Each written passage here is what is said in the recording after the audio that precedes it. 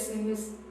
అద్దంకి నగర పంచాయతీకి కొత్తగా 111 పెన్షన్లు మంజూరు కావడం జరిగిందని, పెన్షన్ల కోసం దరఖాస్తులు పెట్టుకున్న వారికి పెన్షన్ మంజూరు కాకపోతే తిరిగి మరలా జన్మభూమి కార్యక్రమంలో దరఖాస్తులు పెట్టుకోవాలని అద్దంకి శాసనసభ్యులు గొట్టిపాటి రవికుమార్ అన్నారు. అద్దంకి నగర పంచాయతీకి నూతనంగా 111 పెన్షన్లు మంజూరు కాగా బుధవారం అద్దంకి పట్టణంలోని 1-17 వార్డుల్లో పెన్షన్దారులకు ఎమ్మెల్యే రవికుమార్, కమిషనర్ వార్డు కౌన్సిలర్లు ఎస్కే కాసిం, హుస్సేన్ బాషాలు కలిసి పంపిణీ చేశారు. ఈ సందర్భంగా ఎమ్మెల్యే మాట్లాడుతూ అద్దంకి నియోజకవర్గానికి సుమారు 3000 పెన్షన్లు మంజూరు కాగా నగర పంచాయతీకి 111 పెన్షన్లు మంజూరు కావడం జరిగిందని, 1-17 వార్డుల్లో నూతన పెన్షన్లు వారి చేతుల మీదుగా అందజేశారని, మిగతా వార్డుల్లో వార్డు కౌన్సిలర్లు పంపిణీ చేస్తారని ఎమ్మెల్యే తెలిపారు. అద్దంకి నియోజకవర్గంతో పాటు అద్దంకి నగర పంచాయతీని కూడా అభివృద్ధి చేస్తారన్నారు.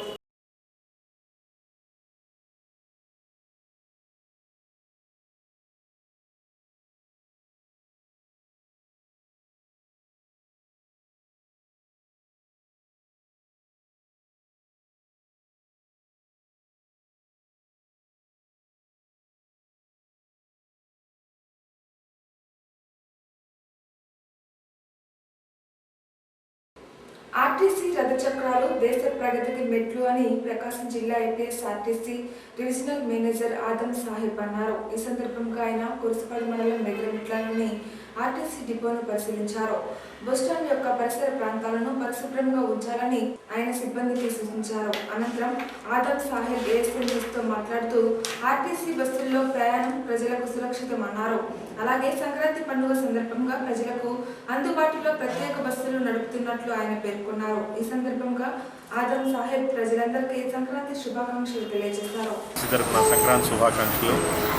మరి ప్రయాణికులకి సౌకర్యార్థము హైదరాబాద్ నుంచి, బెంగళూరు నుంచి, చెన్నై నుంచి స్పెషల్ బస్సు అరేంజ్ చేయడం జరిగింది.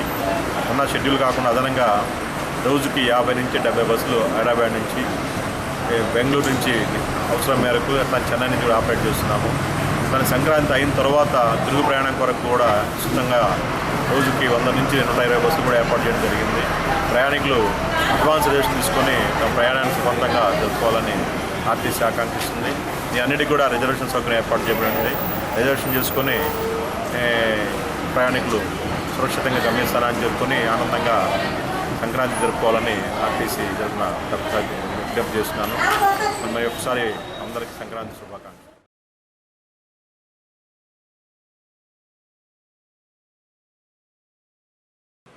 గత ప్రభుత్వాలు అధికారంలో ఉన్నప్పుడు రేషన్ కార్డులు అనేవి ఇచ్చేవారు కాదని, తెలుగుదేశం పార్టీ అధికారంలోకి వచ్చాక ముఖ్యమంత్రి చంద్రబాబు నాయుడు ప్రతి జన్మభూమిలో కొత్త రేషన్ కార్డులు మంజూరు చేస్తున్నారని అద్దంకి నగర పంచాయతీ చైర్మన్ పరిమి దయామణి అన్నారు.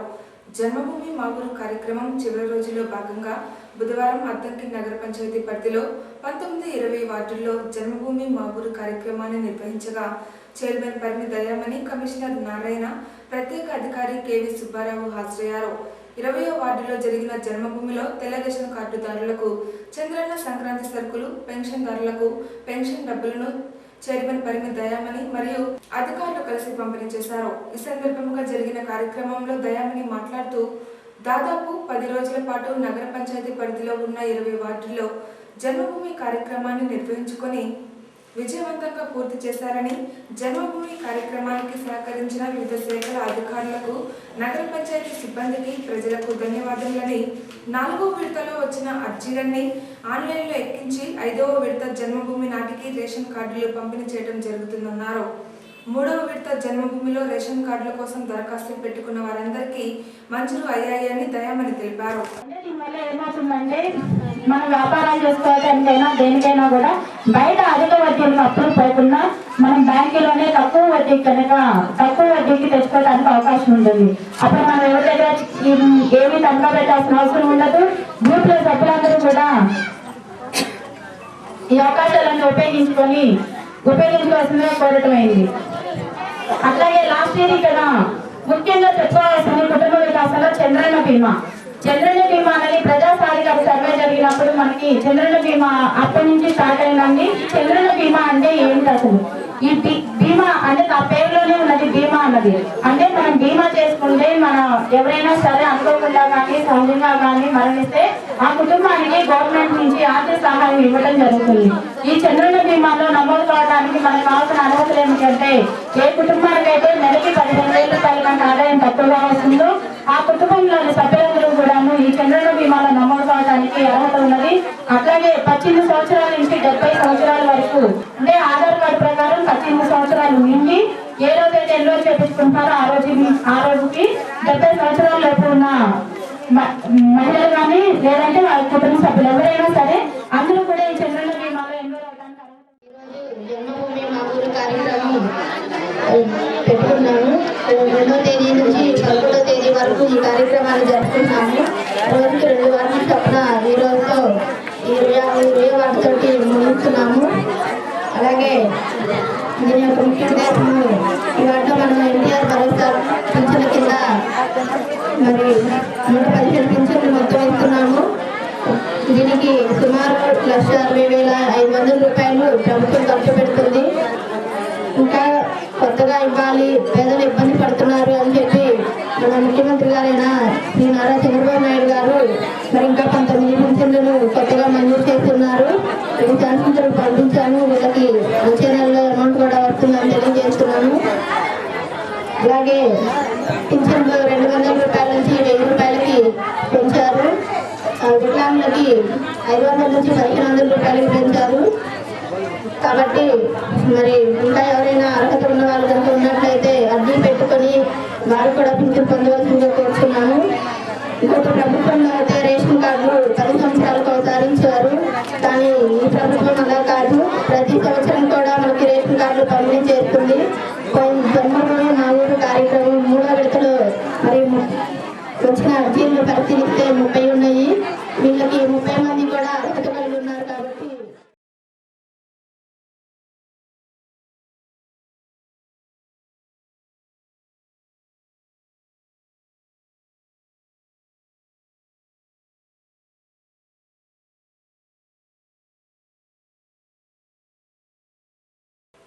రాష్ట్ర ప్రభుత్వం ఆదేశాల మేరకు అద్దంకి పట్టణంలోని ప్రభుత్వ జూనియర్ కళాశాల ఆవరణలో బుధవారం సంక్రాంతి సంబరాలను నిర్వహించారు.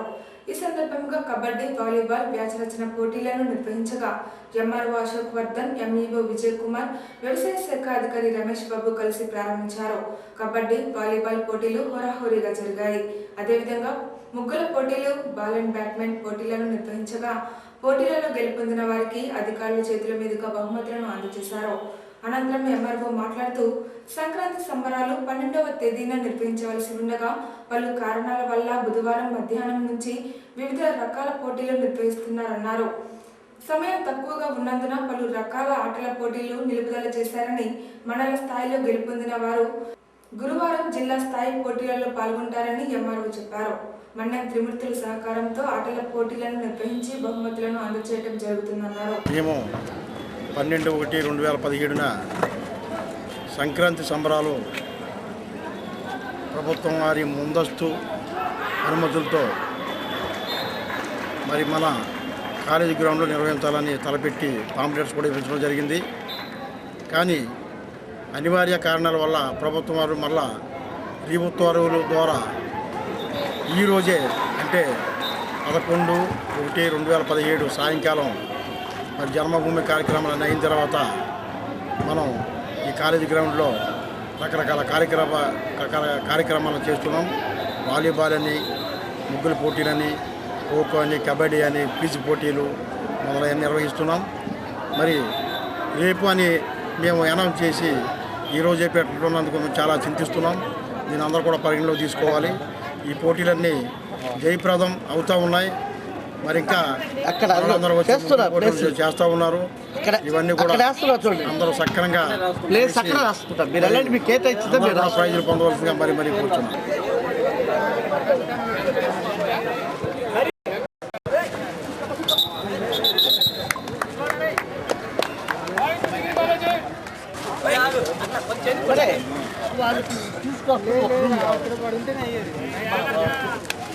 నిలబెట్టారు పిల్లల పేర్లు రాస్తున్నారు. ఒక్క రోజు తెస్తాం ఆరెంజ్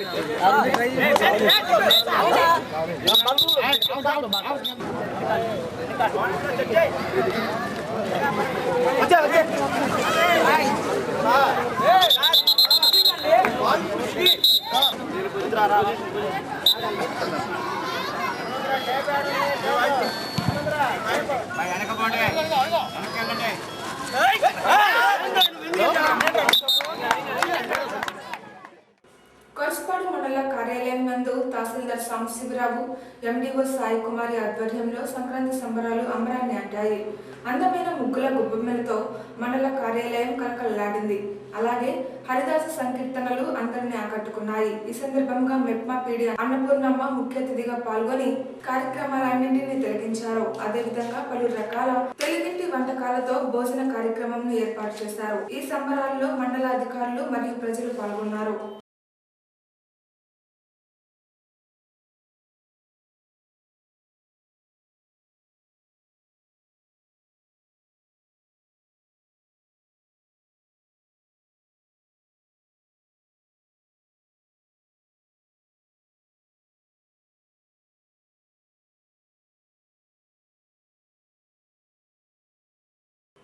రాష్ట్ర ప్రభుత్వం ప్రతిష్టాత్మకంగా చేపట్టిన జన్మభూమి మా ఊరు కార్యక్రమం బుధవారంతో ముగిసింది. చివరి రోజు జన్మభూమి కార్యక్రమం అద్దంకి మండలం వేలమురిపాడు, విప్పర్లవారిపాలెం, కుంకుపాడు గ్రామాల్లో నిర్వహించారు. వేలమురిపాడు, విప్పర్లవారిపాలెం గ్రామాల్లో జరిగిన జన్మభూమిలో ఈఓఆర్డి భావన ఋషి బృందం పాల్గొనగా కుంకుపాడు గ్రామంలో ఎంఆర్ఓ అశోక్ వర్ధన్ బృందం పాల్గొన్నారు. ఈ సందర్భంగా వేలమురిపాడు గ్రామంలో జరిగిన జన్మభూమిలో ఈఓఆర్డి మాట్లాడుతూ రాష్ట్ర ప్రభుత్వం 4వ విడత జన్మభూమి మా ఊరు కార్యక్రమాన్ని ఈ నెల 2వ తేదీ నుంచి నిర్వహిస్తున్నారని, నేటితో అద్దంకి మండలంలో జన్మభూమి కార్యక్రమం ముగిసిందన్నారు. గత జన్మభూమిలో రేషన్ కార్డుల కోసం దరఖాస్తులు పెట్టుకున్న వారందరికీ మంజూరు కావడం జరిగిందని, రేషన్ కార్డులు మంజూరు కాని వారు తిరిగి మరలా దరఖాస్తులు పెట్టుకోవాలని ఈఓఆర్డీ సూచించారు.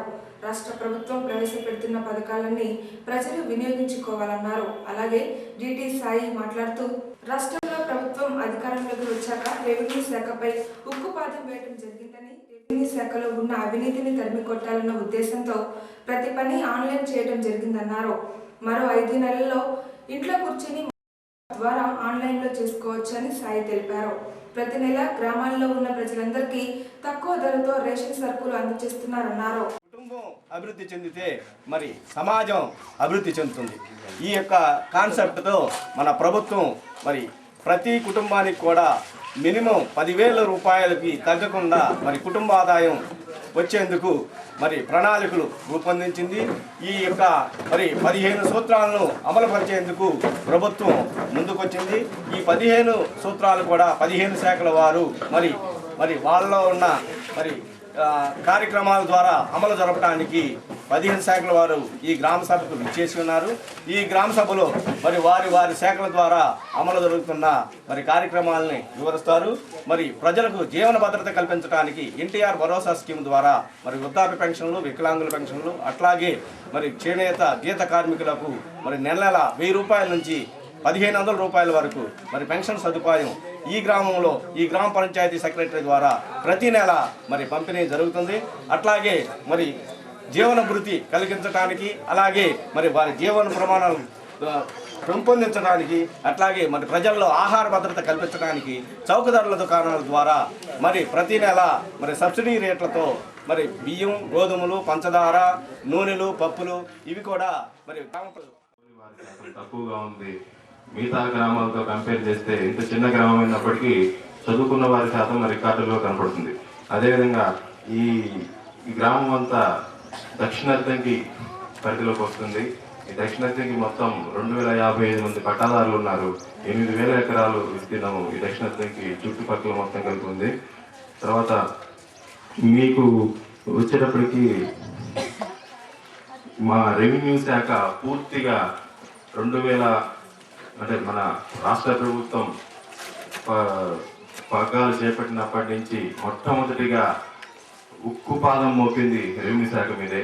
అంటే పూర్తిగా రెవెన్యూ శాఖని ఆన్లైన్ చేయటమే ప్రధానంగా భావించి ప్రభుత్వం తీసుకున్నటువంటి ప్రతిష్టాత్మకమైన చర్యలకి మా శాఖ పూర్తిగా సహకరిస్తూ ఈ గవర్నెన్స్ లేదా ఈ ప్రగతిలో భాగంగా మా రెవెన్యూ శాఖని పూర్తిగా ఆన్లైన్ చేయడం జరిగింది.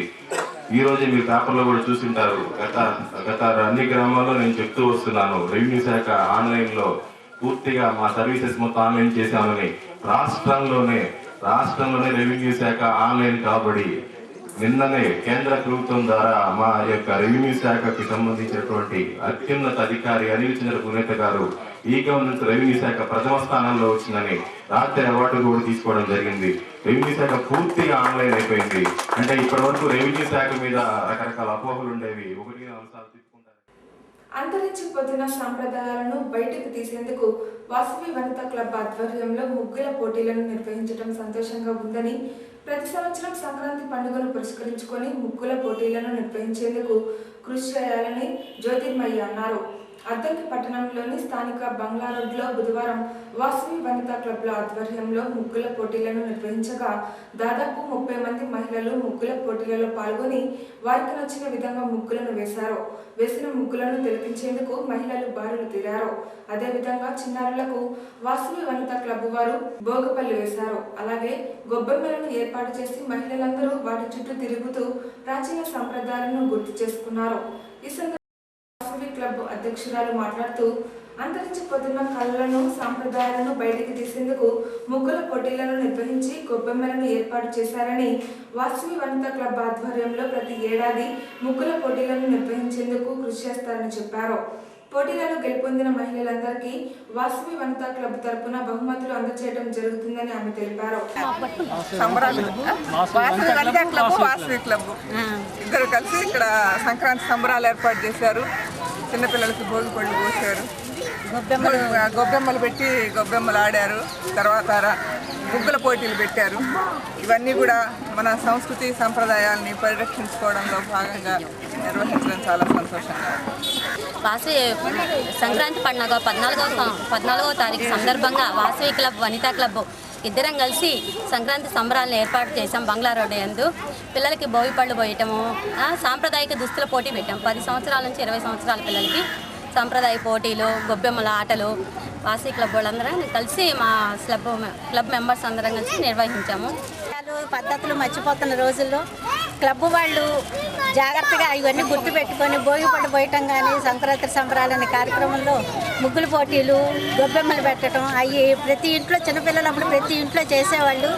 కానీ ఇప్పుడు రోజుల్లో అవి అసలు ఏమిటో తెలియని పిల్లలు పరిస్థితి. టీవీలో ఈ చూడటం, గేమ్లు ఆడటం తప్పితే, ఐప్యాడ్ ఆడటం తప్పితే ఇంకా ఏమీ తెలుసుకునే స్థితిలో లేకుండా పిల్లలు తయారైపోతున్నారు. ఇవి ముందు కాలంలో సాంప్రదాయం అనేది నేర్చుకుంటే వాళ్ళకి ఉపయోగపడుద్ది. భవిష్యత్తు తరాలకు కూడా ఈ సంక్రాంతి గురించి వివరాలు తెలుస్తాయి. జయవాసి. ఒకటేమో రాయపంతులు పడి స్కూల్లో, ఇంకోటేమో 1వ వార్డులో మసీద్ దగ్గరలో. ఓకే.